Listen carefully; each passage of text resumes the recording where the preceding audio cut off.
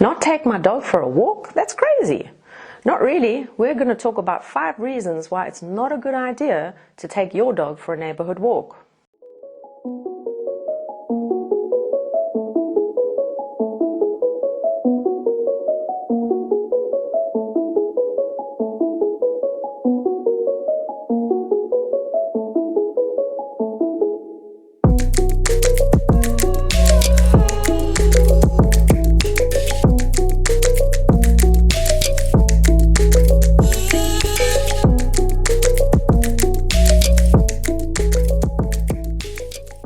Reason number 1, bad social learning. What tends to happen when you take your dog for a neighborhood walk is every single property you walk past, the dogs that live at that property come rushing up to the gate, they rush up to the fence, they bark, which is the canine equivalent of shouting at your dog. This is not good for your dog. It's kind of the equivalent of taking a young child to a shopping mall, and every single shop that you walk past, the people rush up to the entrance of the shop and they scream and shout at the child. You can imagine that child's going to think that everyone else out there in the world is a bit weird. I've had lots of clients who bring their dogs to me because the dogs have got dog aggression, and I say to them, well, what do you do with your dog? And they say, well, you know, I take him for a walk every single day. And I ask them, tell me something, are there a couple of dogs on this walk that you take that often rush up to the fence or the gates and bark at your dog? And they say, yes. How did you know? Well, in effect, every single day they're teaching their dog that other dogs are dangerous. And it's quite normal for those dogs living in those properties to rush up at the fence and bark at this dog that suddenly intrudes upon their visual territory and then quickly departs. These dogs often think that their barking has caused this intruder to go away, so their barking gets reinforced, but lo and behold, the next day they're back. So the dogs behind the fence are thinking that this chap that walks past every day is loony. The poor dog that's walking past every day thinks his owner's loony to put him in that situation. Reason number 2, lead pulling. When we take our dog for these neighborhood walks, we always tend to follow the same route, which the dogs learn really quickly. They know where they're going, so they tend to forge ahead, the lead goes tight, and what happens? The dog moves forward. So in effect, we are rewarding the dog for pulling on his lead. Taking a dog for neighborhood walks is one of the biggest contributors to lead pulling in dogs. The irony of it is that people say, you know, I take my dog for a walk every single day. You would think that he would get better about not pulling on his lead. The problem here is that in effect, the dog is being taught every single day to pull on his lead.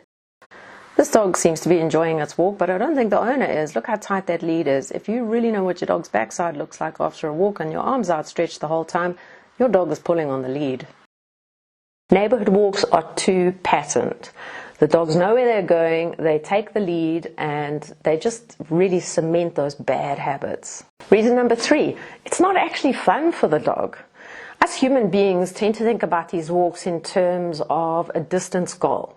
So, in other words, we'll think, okay, our goal for today's walk is to walk around the block once or twice. We're thinking of it in terms of distance and not in terms of duration or quality. And because the walk is generally unpleasant, because the dogs are barking at us, our dog's freaking out, our dog's pulling on the lead, we tend to kind of get it over as quickly as possible. So we don't allow the dog time to literally stop and smell the roses. The whole point of taking your dog for a walk is that the dog should be getting some mental and physical exercise. Not allowing the dog to sniff, to explore his surroundings, is really denying him the ability to get that mental stimulation. Reason number 5. Causing physical imbalances. Because we are creatures of habit and we tend to follow the same routes all of the time, the dogs are not really getting good physical exercise.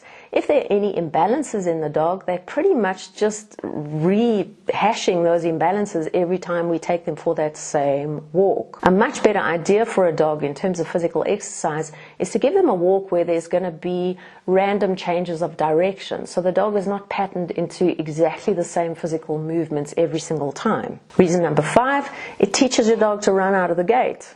Think about it. There you are physically walking over the threshold with your dog. You're basically saying to your dog, this is okay to do this. So the dog is getting practice of doing this virtually every single day. How can we get cross with him then when they run out of the gate? A much better option there is to actually put your dog in the car and drive somewhere and take him for a walk. I've had many situations before where my gate has been left open and I've had 7 dogs standing behind the threshold of that gate, not daring to step over it, purely because they've never set foot over that threshold. Every single time they've left the property, they've been in my car. So what are you supposed to do with your dogs? Never take them for a walk, never take them off the property. They're going to be bored stiff. I agree. There's a bunch of things you can do that's so much better than your neighborhood walk. Go for a group walk. Organize a bunch of friends or your family to meet with you in a dog-friendly park where you all take your dogs along. Obviously make sure all the dogs are sociable and used to that kind of environment. And you can see how these dogs will really enjoy that activity a lot more than a neighborhood walk. In that situation, the dogs are getting good, beneficial social contact, and they're also not limited to that habitual physical movement. They're really moving around, they're exercising their brain, they're exercising their body. It's superb activity for them. If you're worried about your dog not coming back to you, if you take his lead off, watch our recall video. And to be on the safe side, while your dog's still learning, you can use a long line.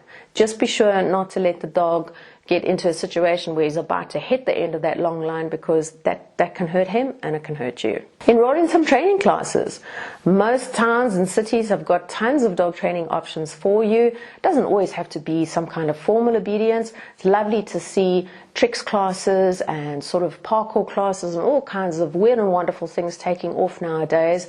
And those kinds of activities for you and your dog can be a lot of fun and provide that mental and physical stimulation. If you're in a situation where you can't frequent a dog park, you can't take your dog to a friend's house for your dog to play with their dogs, try find a neighborhood route that doesn't have dogs that are going to rush up to the fence and bark at your dog. And when you do take your dog on one of those walks, let him enjoy the walk.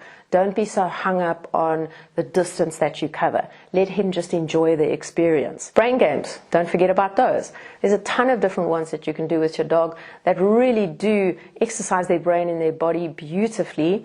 Loads of ideas out there. All you have to do is a quick Google search on that and you'll find a bunch of them. Our next video is actually going to be on some brain games that you can do with your dog at home, just using average everyday articles. So it's not going to cost you a lot of money. It's not going to be a huge amount of setup, but it should give your dog a really good mental workout, and the physical side of that's going to go along with it too. So there you have it, 5 reasons not to take your dog on a neighborhood walk, and what you can do instead to make sure that the time you spend with your dog is going to be beneficial, productive, and enjoyable. So until next time, happy non-neighborhood walking. Don't forget to subscribe and hit the bell icon so that you know whenever we have a new upload. But more importantly than that, please drop us a comment. I'd love to know if you're enjoying the videos, and also if there's a topic that you would like me to cover, let me know in the comments and I'll do my utmost to do that. A big shout out to our friends Adi at Talking Dog, Kim at Just for Paws, and Peter at Understanding Dog. Thanks guys for sharing your footage with us, and thank you to your wonderful clients and their amazing dogs for featuring in our video.